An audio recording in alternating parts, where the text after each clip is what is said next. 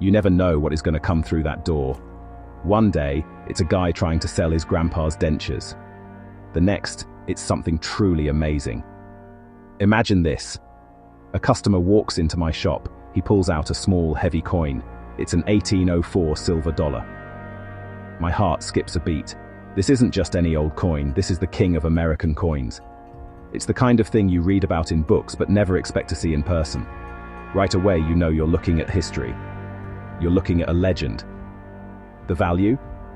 We're talking millions of dollars. For something that fits in the palm of your hand, that's a pretty big deal. The first thing you do is look at it closely. You have to be careful. There are a lot of fakes out there. A coin this famous has been copied many times. But when you see the real deal, it's different. The detail is incredible. The silver has a certain look, a certain feel to it. You see the image of Lady Liberty, her hair flowing. On the back, there's a powerful eagle. This coin tells a story just by existing. Holding one is like shaking hands with the past. It's a direct link to the early days of America, and every scratch and mark on its surface is a chapter in that story. It's more than just money. It's a piece of art and a historical artifact all rolled into one. Seeing a coin like this on my counter is the ultimate test. You have to know your stuff. I'd have to call in an expert, a buddy of mine who specializes in rare coins. You can't make a mistake on something this valuable. A small error in judgment could cost millions. The guy who brought it in would be nervous, and frankly, so would I. This coin has a reputation that precedes it. It's known throughout the collecting world as one of the rarest and most desirable items. It's a holy grail for numismatists, which is just a fancy word for coin collectors. The story of how it came to be is even crazier than its price tag. The allure of the 1804 dollar isn't just about its rarity. It's about the mystery that surrounds it. It's a coin that shouldn't even exist, at least not in the way you'd think. It wasn't made for everyday people to spend at the general store. It was created for kings and sultans, a special gift from the United States to the rest of the world. This history makes it more than just a collector's item. It represents a fascinating moment in American diplomacy. It's a piece that connects pawn shops, presidents, and international relations. And that, to me, is what makes an item truly priceless. It's the story that sells, and this coin has one of the best stories ever. Here's the thing about the 1804 silver dollar. None were actually minted in 1804. I know, it sounds crazy, but it's true. The story starts much later, in the 1830s. President Andrew Jackson wanted to create special gifts for foreign leaders.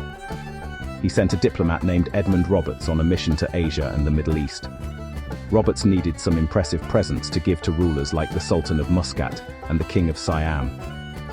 The US Mint was ordered to create special proof sets of American coins. These sets were meant to show off the nation's coinage and power. They decided to include every denomination of coin in circulation. The problem was, the last silver dollars had been minted way back in 1803, but the records at the US Mint were a little confusing. They showed that over 19,000 silver dollars were delivered in the year 1804. So, the mint officials assumed it was okay to create new dollars with the 1804 date. What they didn't realize was that the coins delivered in 1804 were actually leftovers from the 1803 production run.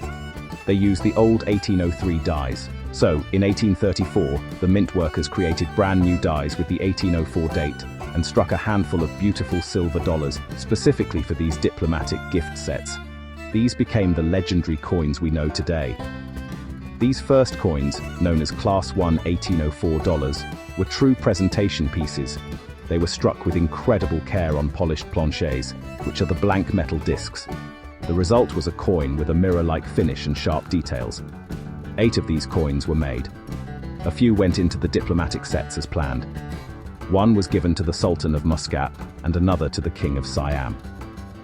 The other sets were prepared but never delivered because Edmund Roberts unfortunately died during his journey. The remaining coins from this original batch ended up in the hands of a few important US Mint officials. This is where the story gets even more interesting. Because the coins were so rare and were never meant for the public, they immediately became objects of desire for collectors. A few Mint employees saw an opportunity.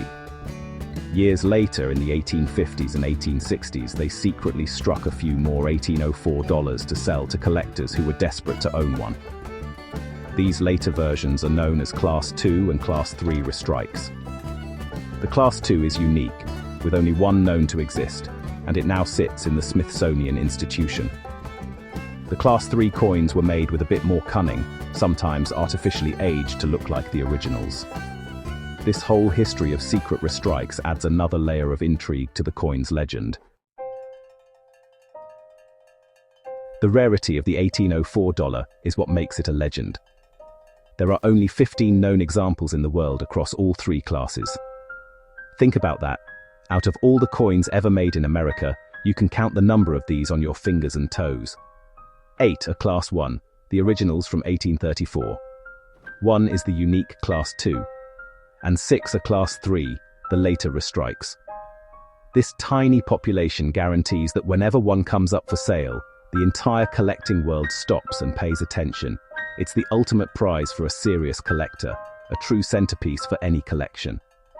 The low number means the competition to own one is fierce. What adds to the mystery is how these coins were made and distributed in secret. The Class III restrikes, for example, were made by mint employees who knew exactly what they were doing. They were catering to a small but very wealthy group of collectors. One mint employee, Theodore Eckfeldt, even used an original 1804 obverse die, the head side, and paired it with a different reverse die, the tails side, from the 1850s. They even filed off the words 5 cents from a different coin to make the edge lettering look right. This kind of backroom dealing and clever modification makes the coin's story feel like a detective novel.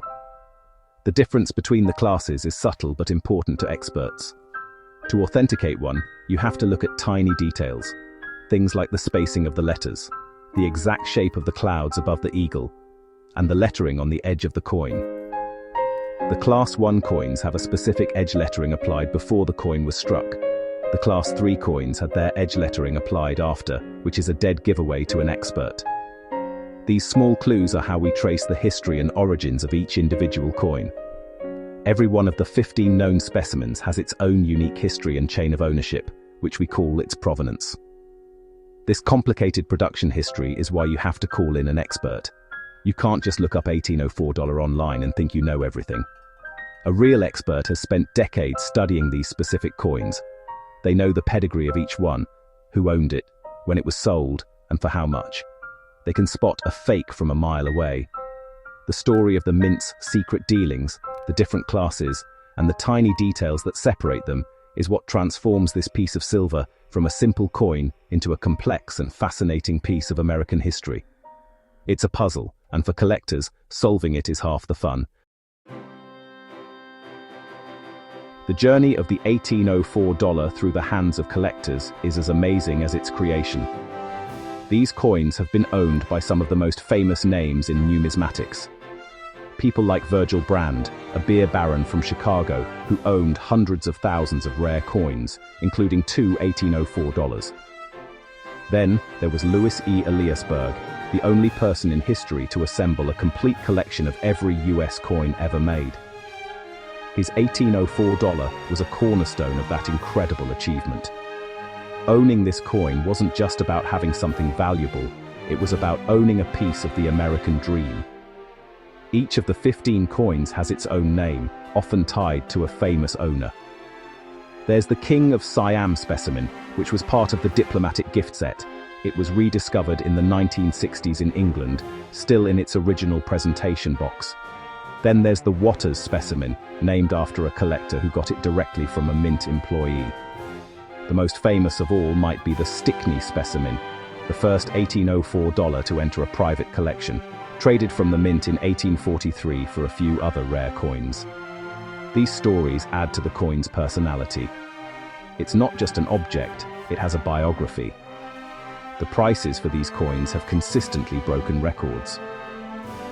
In 1999, the Sultan of Muscat Waters Brandchild specimen, considered the finest known example, sold at auction for a staggering $4.14 million.